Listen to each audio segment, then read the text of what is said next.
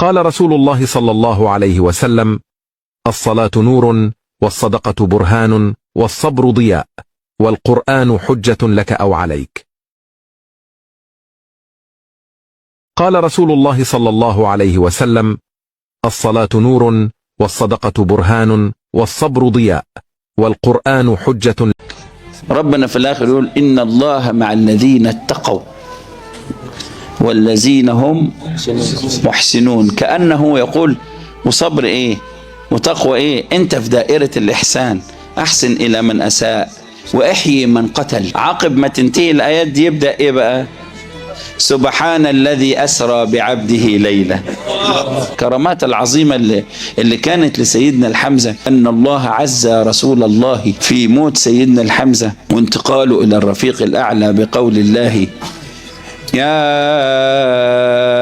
أيتها النفس المطمئنة ارجعي إلى ربك راضية مرضية فادخلي في عبادي وادخلي جنتي. تخيلوا يا إخواننا البلاء قد إيه بيعلي. تخيلوا قد إيه اللي بيتآمروا على الرجل الصالح قد إيه بيقربوه من ربنا.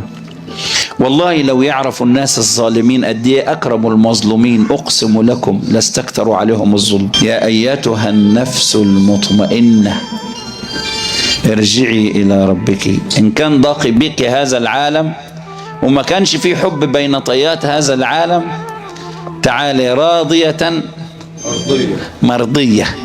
ممكن تبقى راضية بس مش مرضية. شوف كمال الكمال يا إخوانا، راضية مرضية.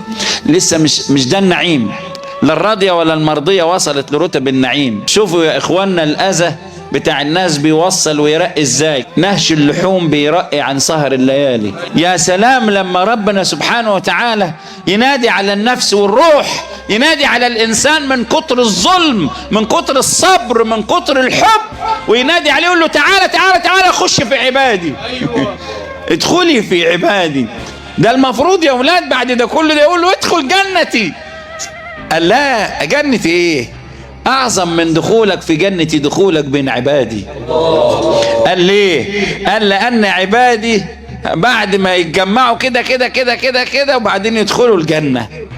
ليه؟ في موكب حضرة النبي، في الموكب الرضا، إن الدخول في عباد الله الصالحين وحبهم وودهم، تعرف عليهم، علامة من علامات الجنة في الدنيا، درب من دروب التجهيز لدخول الجنة.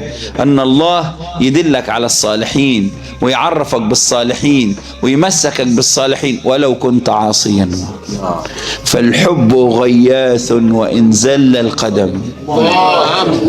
قال له: وإن لم يفعل مثلهم، لو ما عملش زي دول، قال له: يا عم